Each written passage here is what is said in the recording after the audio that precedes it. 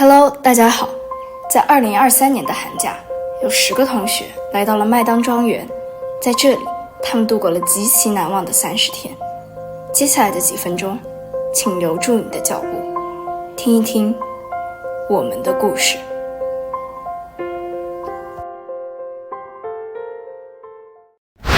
一座房子需要多少时间可以得到？就因这个问题，我们用1天打包好的行李，踏上了前往麦当的行程。我们想亲自实验一下，毫无建筑基础的我们，能否在1个月的时间，造出一个可以遮风挡雨的房子。经过了1天的考察，我们物色了一块风水宝地。出门右转便是小卖部，门前有2棵荔枝树、1棵酸角树和芭蕉树，还有一条优美的小路连接着公主基地。而这样的宝地给我们也带来了第一个难题：野草丛生。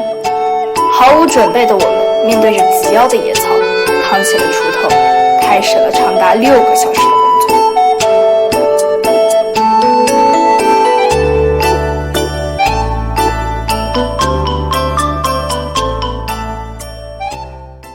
结束后，我们请来了工头检查工作，并测量了房子的位置。测量后，为了建房子的框架，我们需要在地上挖9个直径为30厘米、高度为50厘米的洞。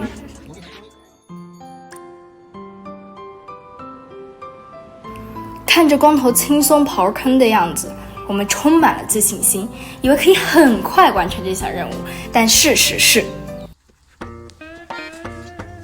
我们错了。一开始的我们就是拿着工具直直地砸下去。我们发现这种方法不仅不会让坑更深，反而土被我们压得更紧了。所以我们就换了一种方法，侧着撬一下。小部分人发现这个方法以后，效率提升了很多，其他组也纷纷模仿。但尽管这种方法很好，对那些更深更硬的土完全没作用。所以为了刨开更硬的土，我们选择了软化，往里面加入了水。于是我们像小猪佩奇一样浑身沾满了泥浆。显然这个方法并不奏效，但如果水能够提前渗进土里，就会变得松软好挖。所以我们分工合作，有人负责浇水松土，其他人负责挖。就这样，我们轮流挖注水刨，挖注水刨，不停地轮换，那叫一个高效。当然，可除了土质带来的麻烦，我们还要思考分工合作的问题。如果每个人只关注自己的工作，我们肯定无法配合。比如说，把所有的坑直接浇上水，问题是水渗进土里之前，没有人能开始工作，所以就会拖慢团队的进度。同时，我们也发现，如果有新的或者更好用的方法和经验，要及时分享，这样才能加快所有人的进度。终于，经过了14个小时的劳动，10个人总算挖完了9个标准的洞。在这个过程中，我们发现干活不是有力气就行了，还需要靠观察、思考去干。第3天，我们开始固定框架。工头说，考虑到房子的持久性，我们最好用水泥固定洞中的原木，可以防止白蚁啃食。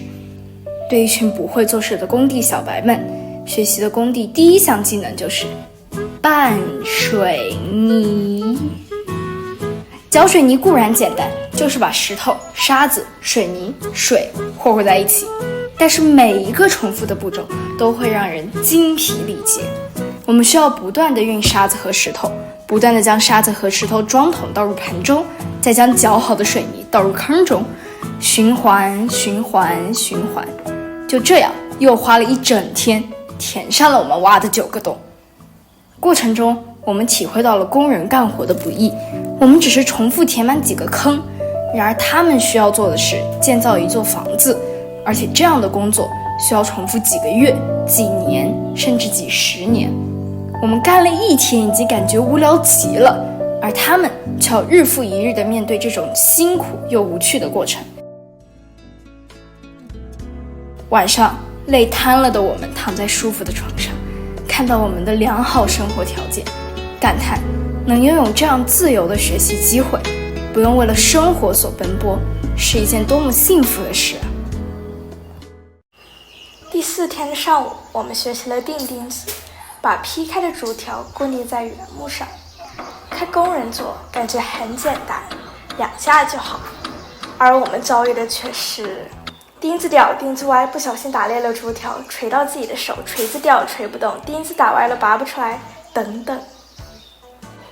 也让我们对工人的做事能力极为赞叹。但经过了锻炼，虽然还是锤得不是很好，但进步了很多。固定好的框架，就进入了最漫长的旅程。这是一个让人眼前一亮，露出8颗牙齿的工作。没错，就是搓泥条。先把稻草沾水，再裹满泥巴，然后像拧麻花一样固定在框架上。能玩泥巴的我们都非常的开心。但兴奋头没能持续几天，我们的工作状态频繁出现问题。早上起床的时候，泥巴很冰冷；下午集合时，天气很热，晒得我们晕头转向，手上也被割出很多小口子。心态上的问题也影响到了团队配合。搭建高层时，泥巴往往会掉下来，溅到或者砸到别人的脸，这时就会引起冲突和抱怨。或者是搓泥条的人做得太细，挂不住泥，我们的工作状态变得越来越沉闷。这时我们发现，无聊的工作考验的并不是我们的技术，而是磨练我们的做事的耐心。每天在重复一样的工作，你是否还能沉住心来，专注地做好每天的工作，如同一开始一样？经过1周半的时间下来，我们成功地完成了墙面的建造。而在这段时间中，我们对做事的耐心也有很大的提升。最后1个星期，我们回到了麦当，开始完成我们房子的最后一步——窗户和门的建造。为了让这座房子能够原始和简朴，我们没有用现在的工具来作为门和窗的主要材料，我们使用了竹子，并且像古代的竹匠一样，用砍刀劈竹子、削竹子来制作竹条。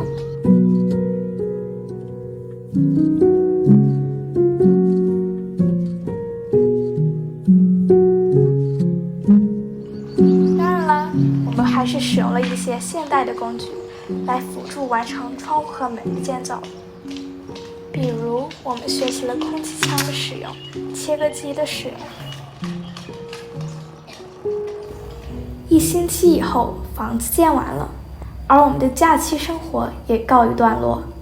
在麦当的1个月，给我留下的不单只是掌握了一些技能，它让我们更深地走入了自然，更好地具备了公主经的品质。我们的做事能力也提升了很多，和伙伴之前的沟通和关系也更加融洽了。虽然我们每一天都会干着相同看似无聊的事情，但说真的，回忆起这1个月的时间，我们没有感到很寂寞无聊，而是觉得这样的时光很宝贵。这个月过得很开心很愉快，带给我们的是美好的回忆和体验。除此之外，这个月的时间我们也发现，盖一座房子其实很简单很快速，也就1个月的时间。我们感叹，如果之后没房子住了，那我们就10个人，多花一点时间，我们自己就可以盖出一个可以容纳10个人的房子了，就不需要努力赚钱去买房子了。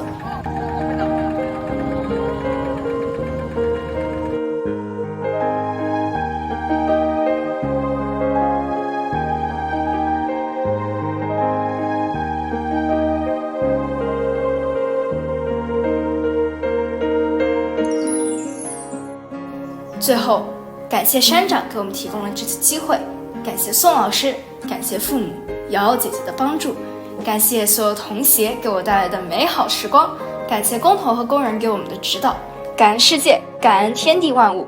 最后，这期视频结束了，如果你喜欢，记得1键3连哦。